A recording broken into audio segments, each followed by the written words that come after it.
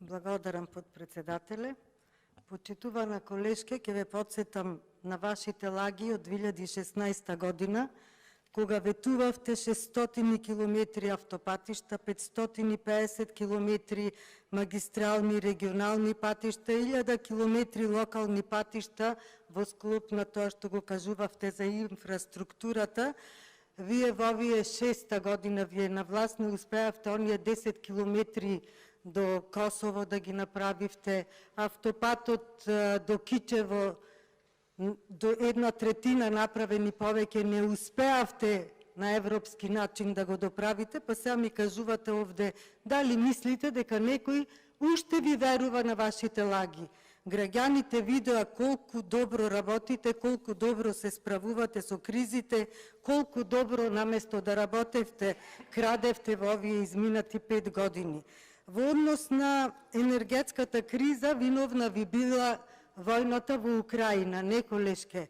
Вие сте виновни, вашата влада, затоа што ги оставивте езерата без вода, ископите без јаглен, мазутот или го увезувавте или ги трошевте резервите, крадевте струја од европските системи, го урнисавте енергетскиот систем во Република Македонија со рекетирање на бизнисмени, со неработење, со непроизведување на електрична енергија.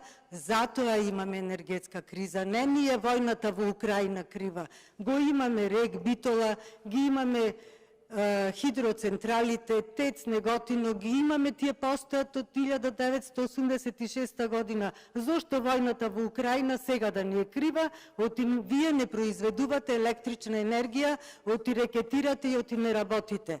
И спомнувате овде уште нешто, сте финансирале во енергетската ефикасност. Па јас овде во ребалансот на буџетот ништо не видов, една реченица се спомнува проект за енергетска ефикасност и во Министерството за економија се споменува поттикнување на енергетската ни ефикасност, а во суштина ни еден немате проект реализиран од оваа област, така да граѓаните не ви веруваат. Што сакате вие тука можете да читате и да кажувате, реалноста е таа. Подобро да си заминете и да ги оставите граѓаните малце да дишат, затоа што ги угушивте со вашите криминали и со вашето лажење. Благодарам.